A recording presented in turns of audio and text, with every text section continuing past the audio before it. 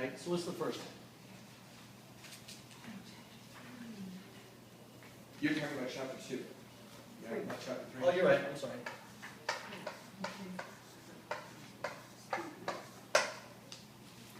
Diagnosis. Now, diagnosis is like the holy grail of, the places that disconnect, because it's got so many parts in it, right? Because you figure that there's judgment, there's analysis, there's criticism. This is the place that has blame, insults, put down, sarcasm, criticism, as well as comparisons and labels. Okay? You think we've covered a lot in that one word? Okay?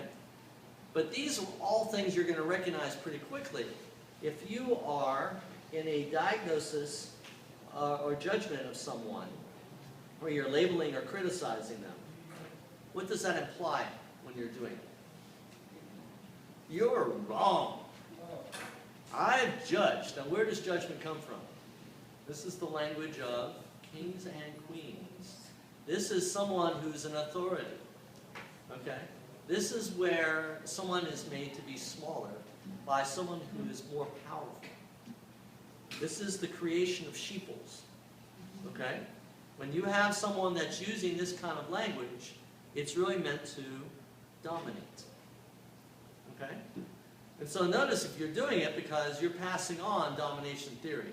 You're passing on to those that you care about that a powerful person can tell, the people you care about what to do. Okay? So rather than, what's true in my heart right now? I have a choice. No matter what someone judges, no matter how someone uses language, I want to be true to who? Myself. My own heart. Right? So as I learn to become much more conscious of how I'm judging, do you think I hear other people's judgments? Oh yeah. And what do I do with those? Just like we just did in our last exercise, we reinterpret them. Because judgments are usually associated with some form of fear. Okay? When you have blame, shame, and guilt, which is really the underpinnings of all this stuff, it's about something that someone's afraid that they're going to lose, or something that they want that they can't have. Okay? It's about something that, is if we motivate someone in a certain way, then we have this fantasy we're going to get what we want. And the truth is that even if we have power over someone, how long does the power last? If you don't do this, I'm going to do that. How long does it last? As long as I have this one gotcha. Okay? Like, yeah, you're going to get a speeding ticket. Or you're going to get, I'm going to take something away from you. I'm not going to spend time with you. I'm not going to give you something you want if you don't live up to what I'm asking for. The consequences are that, are you having more connection or less connection after that authority is gone? You have less. In fact, if you force someone through these blame, shame, guilt types of concepts, what does it do to their spirit? It diminishes their self-worth, right? So, and this is what we've all been taught. So, if you've noticed that you do these things in your life, just decide you want to become aware of it. Just seeing it changes everything. Okay? Because we all do it. Because we are all handed multi-generational ways of being, which include judgment, blame, shame, guilt. All of us. I haven't met anybody yet that doesn't have some of this. Some have more than others. True. But what I've seen is that the most judgmental people, are they more or less happy? Less happy. I mean, you get the most judgmental people. They are the most unhappy people in the world, because who else are they judging? They're judging themselves. Okay? And even when they're accurate about their judgments in certain ways, like they don't know what they're doing, or this or that, whatever, just because it's the negative they see from this one lens, then chances are they're doing that to themselves. So it's a painful place to live. So if anything, just becoming conscious of it is going to change some things. Can I go back to that? Yeah. Going back just a second, we talked about, kings and queens and all that kind of stuff. Yes. I realized when you were talking that, for me, that a lot of my, my communications come from that, when they talk about moralistic judgments, it just popped in my head. Yeah. And that pretty much is a subtle form of that for me. And I play, especially when I get triggered, I play that right wrong game right there. And when I diagnose, I'm looking to find out that when I'm not really neutral, when I'm triggered, I'm looking for something so I can say, oh, I'm right, they're wrong. And that really is a manipulative type of a way to process that. And I see I do it an awful lot, and there's an awful lot of that. Well, there's also power in anger. So when you see someone that's really angry, they are trying to feel safer typically, all right? And when we look at judgment in its largest form, what is judgment the basis of typically? The right to punish, okay? If you have a judgment of someone and they don't, of course, come into alignment with what you believe, do you punish them? That's what most of the world does. And you did that, that really hurt me, and I'd really like you to change. So therefore, if you don't change, I have the right to treat you better. Okay? And that's what a lot of people do. They use judgment as a way to control. So, and I only point it out to you because I don't think it's the best strategy myself.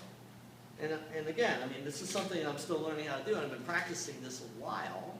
I still find it in myself. But when I think about the 1,000 generations before me that did it, I have some relief knowing that I'm making a change, and maybe it might take a while, and it's okay. So be kind to yourself. When you notice this stuff, just noticing it, you might be speaking it, it's coming out of your mouth, and you're saying, wow, look at that. Okay? It's a great thing when you start to notice it, because that means you're on the verge of really shifting. Okay? It's a powerful moment. Okay? So, and the biggest issue, of course, is that it's a loss of connection from the future. So, what are some kinds of judgments you might hear from people?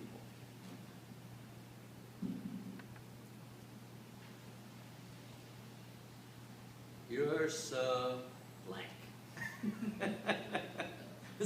That's any fill in the blank. That's a judgment. You are. You are.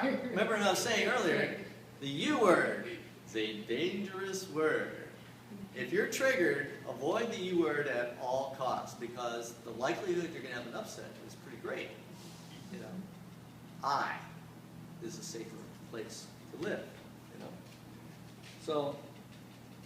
And of course, if someone says, you are, or they are, or she is, whatever that fill in the blank is, it's also responding to, there's something underneath it. Okay. So you hear someone say, she's lazy. Right? So how would you translate that?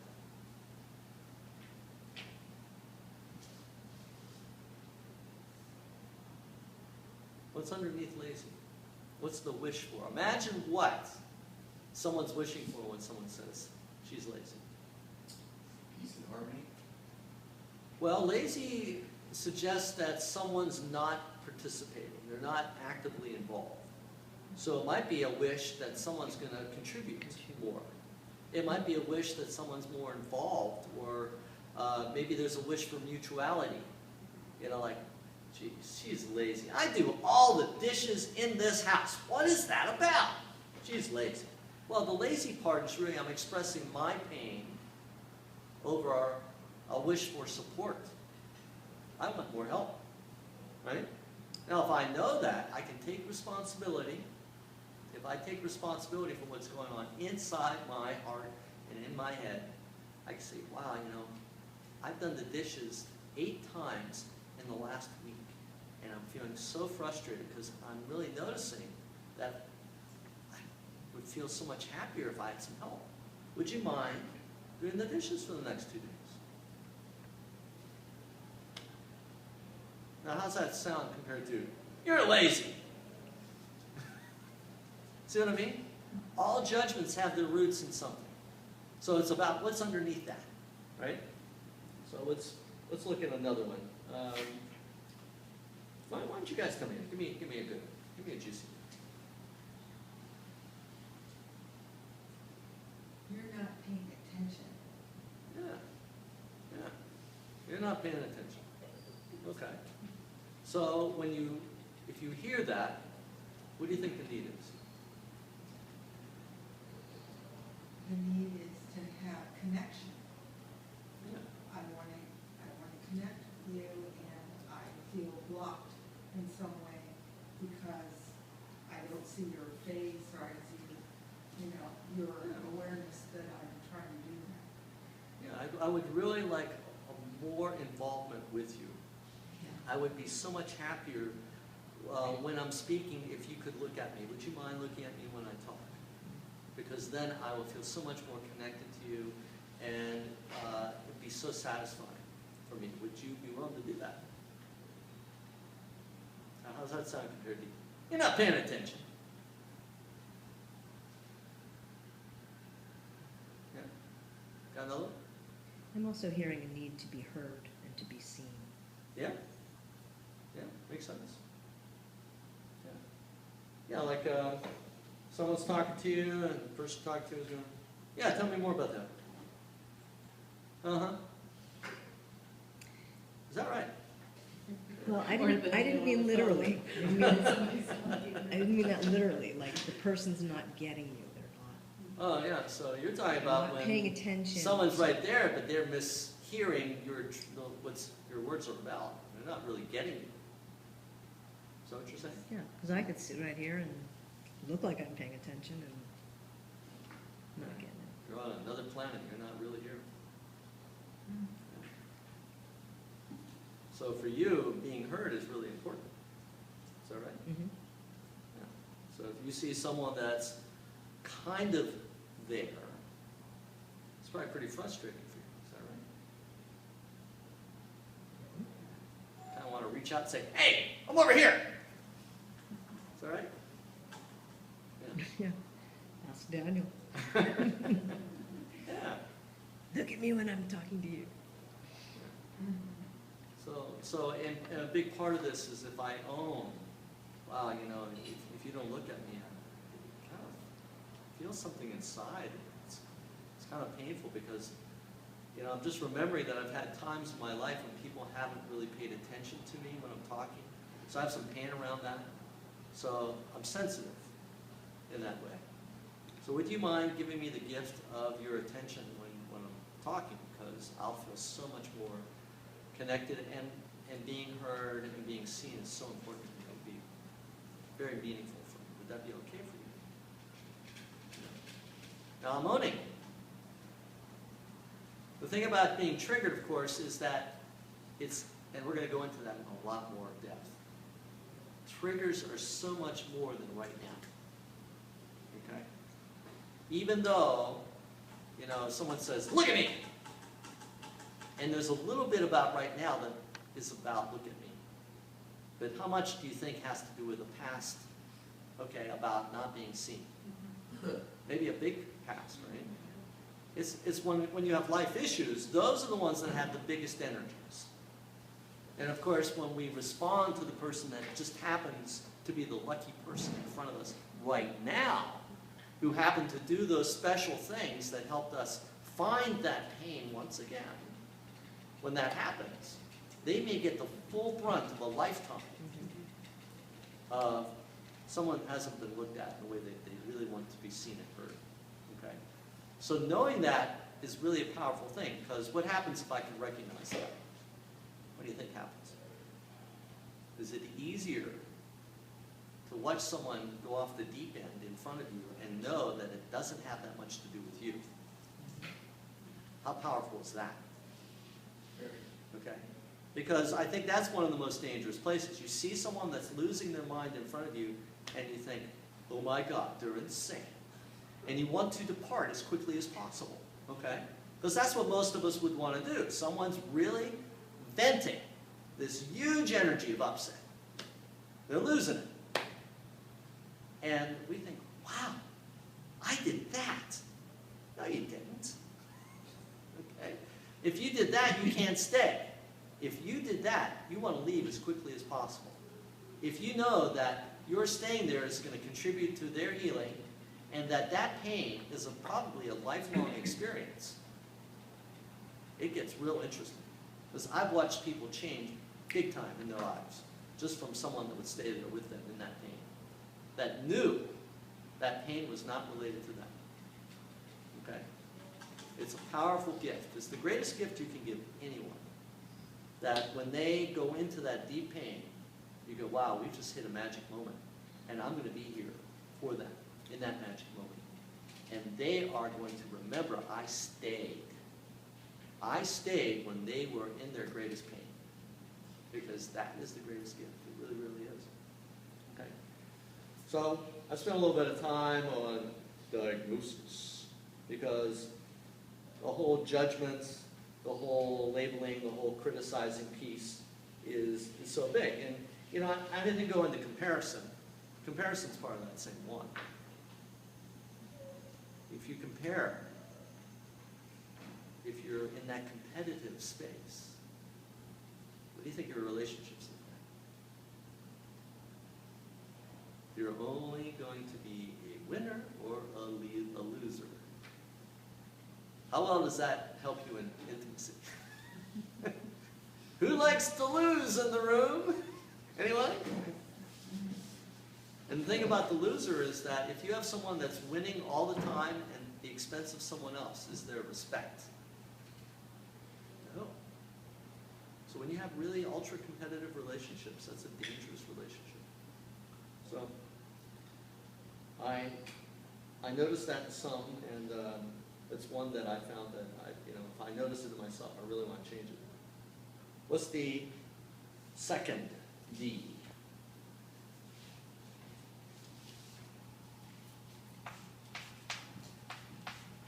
It's a river in Egypt. Denial. Denial. What is denial about? It's not my fault. They made me do it. Well, I really didn't have a choice. This is about not accepting what? Responsibility. Yeah. And this is probably the basis of most evil in the world. I mean, you go look at Germany.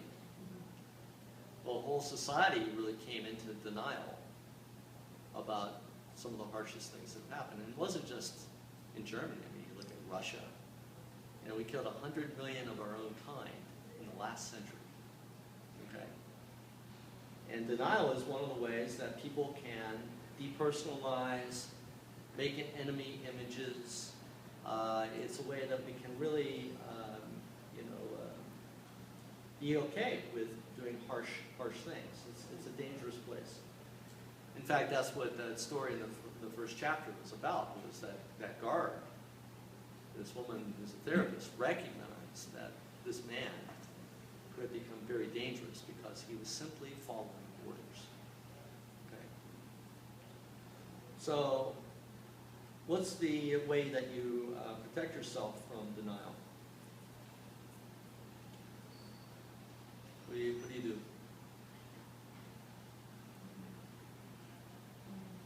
You own up to your own actions and thoughts and feelings.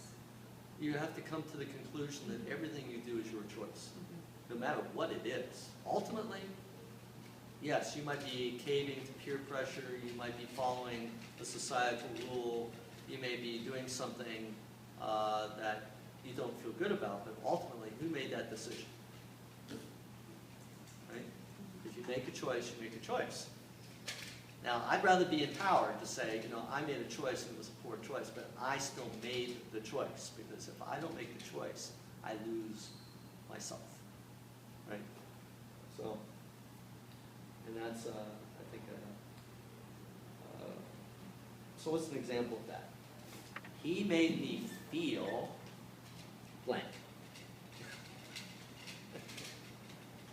Now this is the one we all have to really look at in a certain way, because how many in the room think people can make you feel something?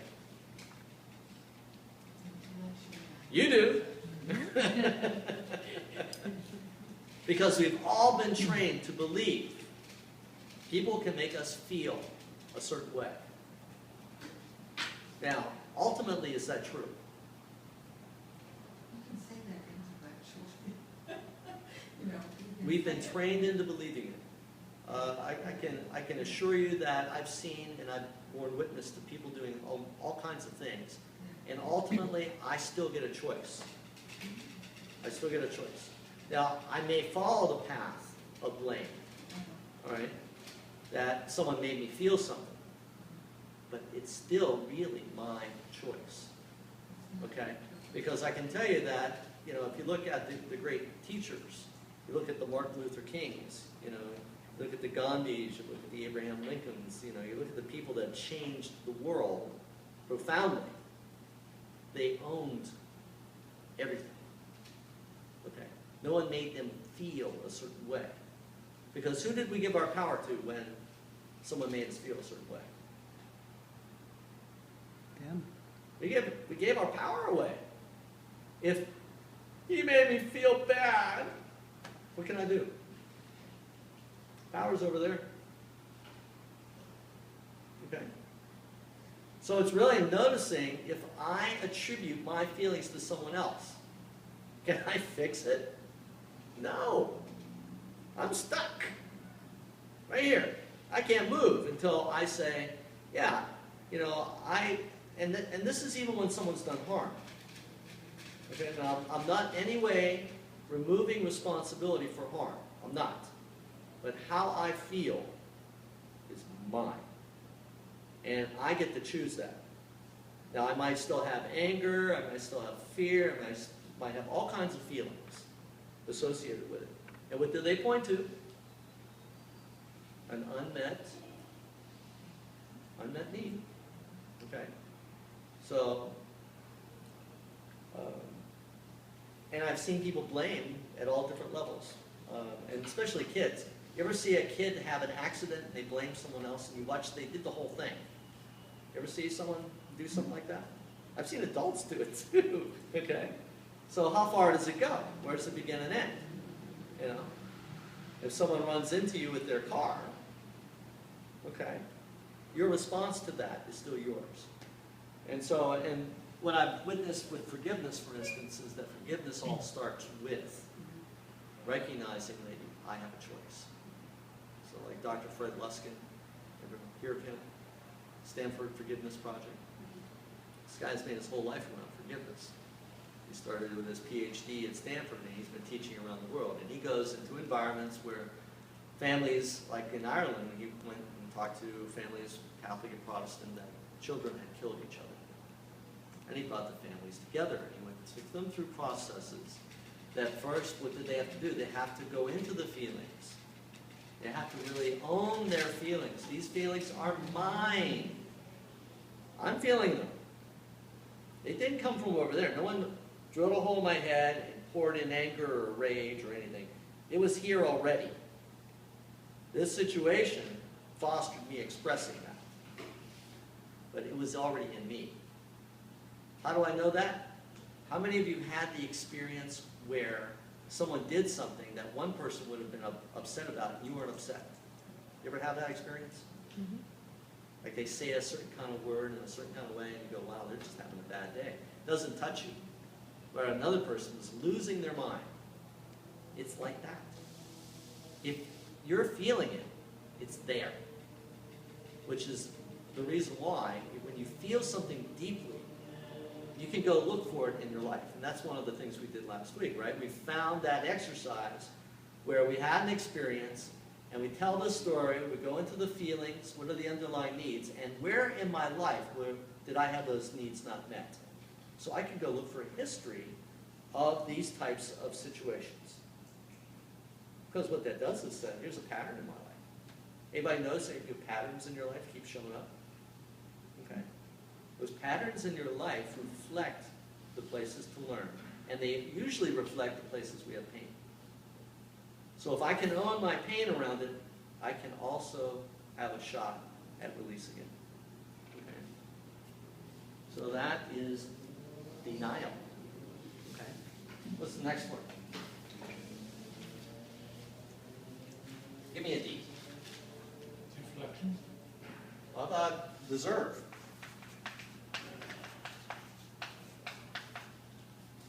I deserve. Again, this is a place of kings and queens, right? I deserve, but you don't. Some people deserve more. Is that true? Now, if you go into most indigenous cultures, who owns everything? The community owns it. You go into, most native communities and you'll find that, oh, the forest. Who owns the forest? They're going to say, well, no one really owns it. But the community belongs there. In the same way that all the animals belong there, all the trees belong there. We are a member of that community, but nobody owns it. So deserve really is about people that believe they have a right to, again, to do what? Control. Right? So if I hear deserved language, it still also points to someone that has some kind of fear going on, typically, right? Most of these things are about fear. So what do we want to translate to when we hear a deserve statement?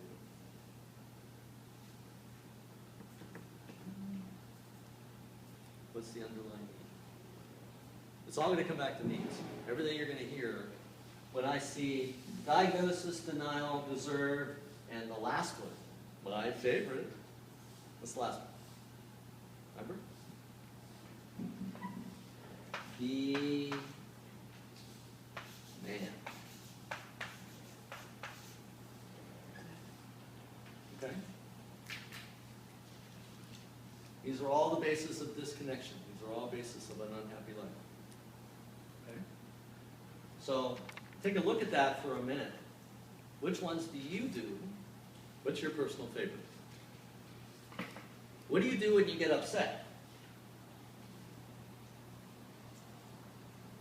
Do you diagnose? Yep. Do you deny responsibility? Do you go into deserve? I deserve better than this. Do you say, hey, you better fix that or else? What do you do? Okay. Now, when you notice that in yourself, the question is to say, where does it take you? What is really underneath all that? Because if I know what's underneath the demand, you better do this or else, I have a shot at what? Connection. Right? If I'm really triggered about one of these things, I need to give empathy to me. If I see someone else that is triggered, I need to give empathy to them. Okay? So give me a demand statement.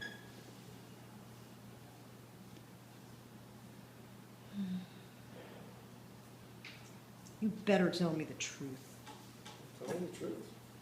Okay, well, you kind of told me what you need. So it's an important need for you, is truth. Yeah, how do you feel when you get truth? Satisfied, Yeah.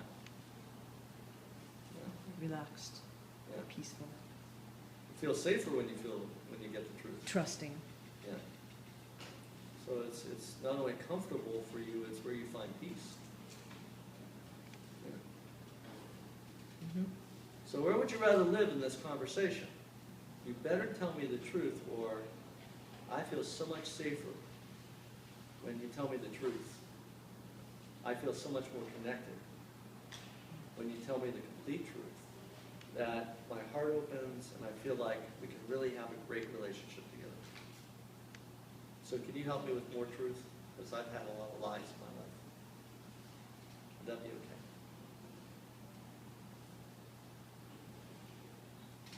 So which one's more connected? Better tell me the truth. For what? When we demand of people, how much can we really demand? Yes, I've got a gun in my pocket. I'm going to shoot you. That's powerful as long as I got the gun. But when I say to you, you know, I feel so inspired, I feel so connected, I feel so loved when you tell me what's really going on for you. Can you please spend more time giving me what your true feelings are? Isn't that a powerful place? You know? And are you going to feel connected to someone that speaks to you that way?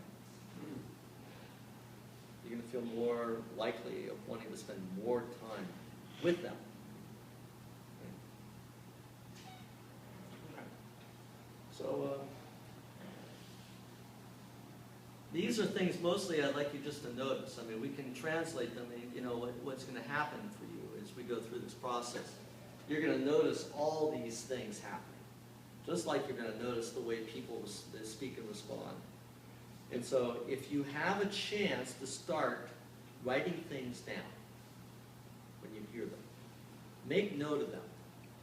Especially, what are the most important ones to write down? Anybody? The ones that grab you by the throat. If you find you're really upset, you're really emotional, there is the mother lode. Okay? If you want this work to give you riches beyond compare, you find those places that you just want to leave town because you're so upset, and you use that to get underneath and say, what am I really needing? And how can I give that to myself? Okay? And when you see someone else that's really upset, you do the same thing. Okay? You start looking for what the need is for them, because they are going to feel so loved and so connected, and so much meaning will come out of your wish to share that with them. That's going to change your relationship. So any questions before we go this evening?